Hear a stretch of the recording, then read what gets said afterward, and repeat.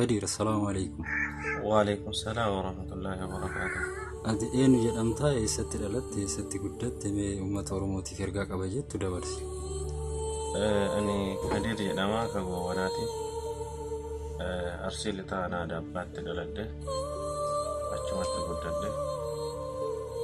أشراج شون دمو kharaa biyya alaa ture biyya alaa erga deemee ture gara waggaa afurii akkas ture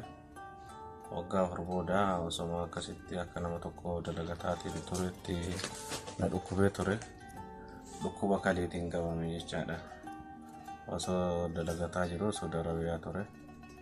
achirraa ka'ee na dhukkubee karaa biyya khiyyaa gale haga biyya khiyyaa galeetiin jedhetti lallamee jedhu doktorri dhukkuba kaleetiin qabamte jirta kaleen telachuu ndalagtoo wajjin ala taatee jirti naan jedhee jira alhamdulillah ala kulli haali kun qola rabbiitiin rabbiin warra kaya kaleen keelachuu wajjatu jechuudha kaleen keelachuu wajjatu wajjin ala ta'ee jira naan jedhe jechaadha doktorri sila kana ta'eefu amma oboleeyyanti yaa uummata Oromoo bal'aa waan qabtanii na bira dhaabbadhaa isinii jedha dhaamsi kiyya kanaafu maali harki kee kunoo maali ka'iitaan asii kun maali harki jechuun akkuma agartan kana kalee asirraan dhiqadha jechaadha damsiriin kalee tokko asirraan deema maashina na keessa jira as keessa jechaadha